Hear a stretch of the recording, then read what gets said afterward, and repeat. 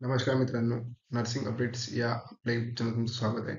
बघा, आज आपण जी नागपूर महानगरपालिका पदभरतीसाठी जी जाहिरात निघाली आहे, त्याबद्दल आपण डिस्कस करणार आहोत, की त्याबद्दल त्यामधले जे मुद्दे बघणार आहोत. त्यानंतर त्यामध्ये मुख्यतः आपण जे त्यांनी क्वालिफिकेशन सांगितलं, जे जी-एन-एमसाठी त्यांनी जागा सांगितल्या, ते जी-एन-एमसाठीच का बरं? बीएससी नर्सिंगसाठी का बरं नाही?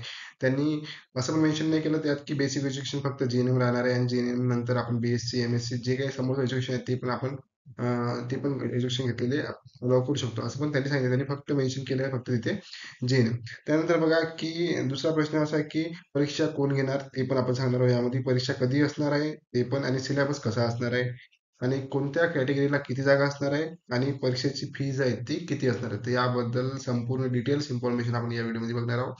तर बघा, ही जी पदभरती आहे ही आपल्या नागपूर महानगरपालिका ही जाहिरात त्यांनी प्रसिद्ध केलेली आहे. तर बघा, हा जो अप्लिकेशन फॉर्म आहे, हा अप्लिकेशन फॉर्म तुम्ही यांच्याच वेबसाईटवर, जी महानगरपालिकाची जी वेबसाईट आहे, मुख्य वेबसाईट आहे, महानगरपालिका नागपूर गव्हर्नमेंट इन, तुम्ही या वेबसाईटवर तुम्ही फॉर्म भरू शकता. तर बघा, जी अप्लिकेशनची ऑनलाईन डेट आहे, ती ऑनलाईन डेट कशा प्रकारे ती आपण बघू शकतो, की परीक्षेसाठी ऑनलाईन पद्धतीने अर्ज स्वीकृतीचा कालावधी बघा, 26/12/2024 म्हणजे 26 डिसेंबर 2024 ते 15/1/2025 यापर्यंत, या ड्युरेशन मध्ये म्हणजे 26 तारखेपासून तर 15 तारखेपर्यंत आपल्याला काय करायचं आहे, त्यासाठी आपल्याला अप्लिकेशन करायचं आहे. त्यानंतर बघा, याची लास्ट डेट काय आहे, तर लास्ट डेट बघा, त्याची लास्ट डेट आहे 15/1/2025. 15/1/2025 पर्यंत आपल्याला काय करायचं आहे, 15 जानेवारी 2025 पर्यंत आपल्याला तो फॉर्म फिलअप करायचा आहे. त्यानंतर जे परीक्षा शुल्क आहे, ते परीक्षा शुल्क पण आपण त्या ड्युरेशन मध्ये आपल्याला पे करायचं आहे. त्यानंतर ऑनलाईन परीक्षेचे दिनांक जे आहे, जे परीक्षा कधी राहणार आहे, ते त्या वेबसाईटवर म्हणजे आपण जेव्हा फॉर्म वगैरे भरणार, त्यानंतर जी डेट आहे, ती डेट त्यानंतर प्रसिद्ध होणार, की जी एक्झाम आहे, ती एक्झाम कधी होणार म्हणून. त्यानंतर बघा, यामध्ये कोणकोणत्या जागेसाठी भरती ही कंडक्ट केली आहे, आपण यामध्ये बघू. तर बघा, यामध्ये जे सिव्हिल इंजिनियर आहे त्यासाठी, त्यानंतर इलेक्ट्रिकल इंजिनियर त्यासाठी, त्यानंतर ते सिव्हिल इंजिनियर असिस्टंट जे सहाय्यक आहेत त्यांसाठी पण, आणि वृक्ष अधिकारी, आणि आपलं जे आहे, जे मुख्य ज्यासाठी आपण बघत आहोत ते म्हणजे नर्स परिचारिका म्हणजे जे-एन-एम. यामध्ये फक्त त्यांनी जे-एन-एम मेन्शन केलंय, यामध्ये त्यानंतर त्यांनी काहीच मेन्शन असं काही केलं नाही.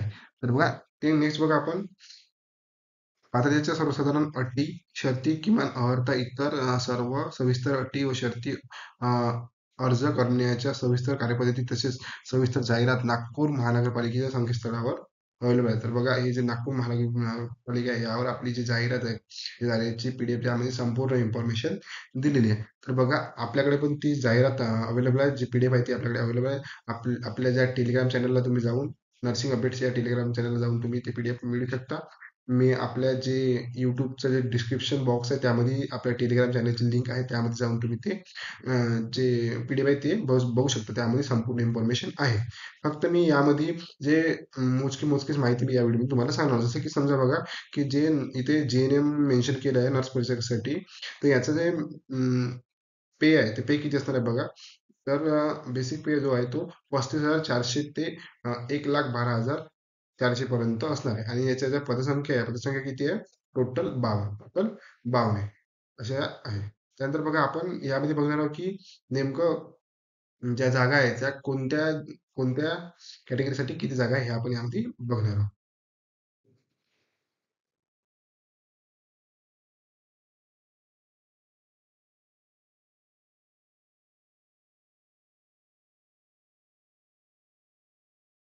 तर बघा, यामध्ये आपण बघणार आहोत, की जे जे-एन-एम नर्ससाठी जे महानगरपालिकेने भरती काढली आहे, यामध्ये आपण कोणत्या कॅटेगरीसाठी किती जागा आहे, हे आपण आता बघणार आहोत.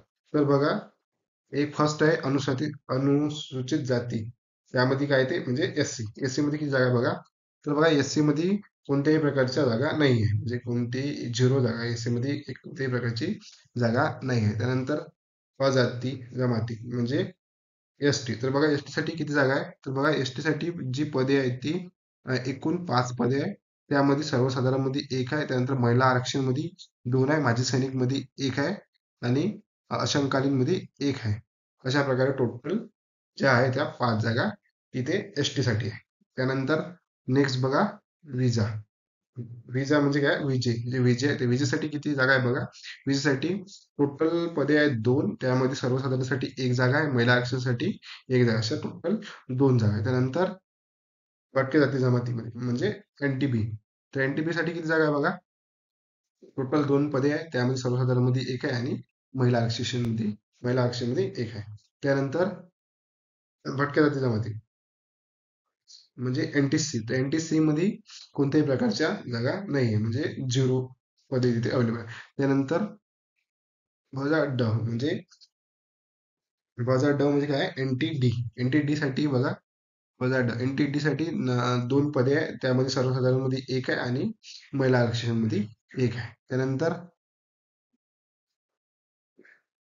बघा विमान पदे, यामध्ये दोन, त्यानंतर सर्वसाधारणसाठी एक आहे आणि महिला आरक्षणासाठी एक आहे. त्यानंतर इतर मागासवर्गीयसाठी झिरो पदे आहे. त्यानंतर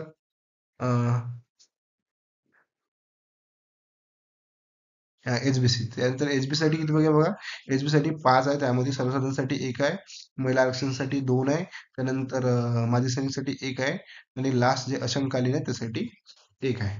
त्यानंतर नेक्स्ट पदे आहे बघा, नेक्स्ट आदुर्भ पदे, त्यामध्ये एकूण पदे आहे पाच, त्यामध्ये सर्वसाधारण पदेसाठी सर्वसाधारण आहे एक, त्यानंतर महिला आरक्षणासाठी आहे दोन, त्यानंतर माजी सैनिकसाठी एक आणि अशंकासाठी आहे दोन. त्यानंतर एकूण एकूण पदे बघा, त्यामध्ये 23 आहे, सर्वसाधारणसाठी सात, त्यानंतर महिला आरक्षणासाठी आहे दहा, माजी सैनिकसाठी आहे तीन आणि अशंकासाठी आहे तीन.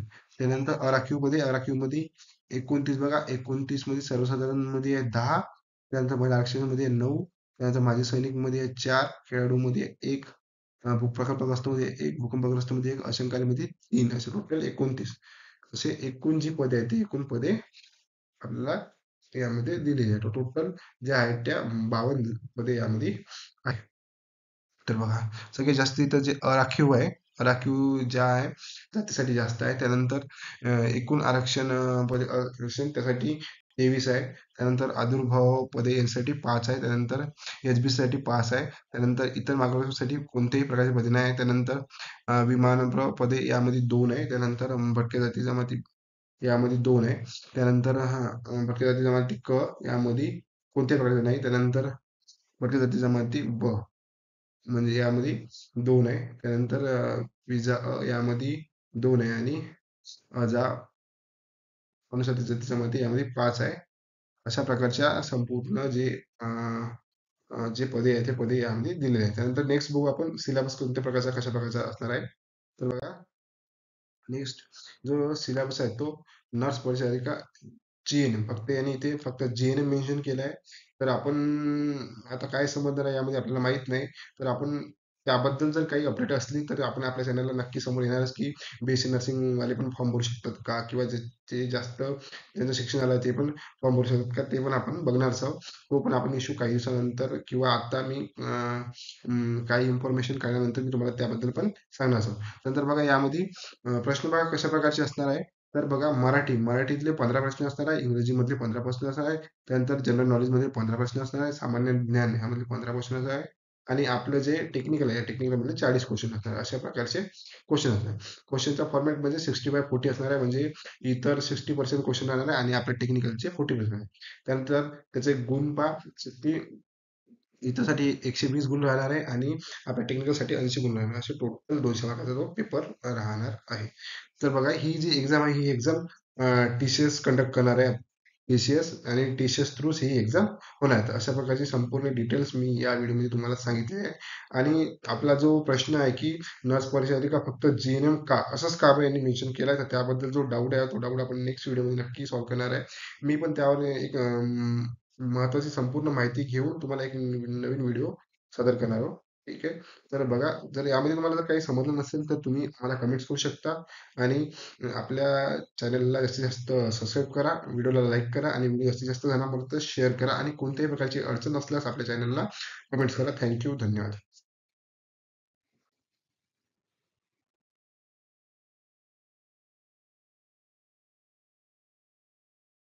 राजी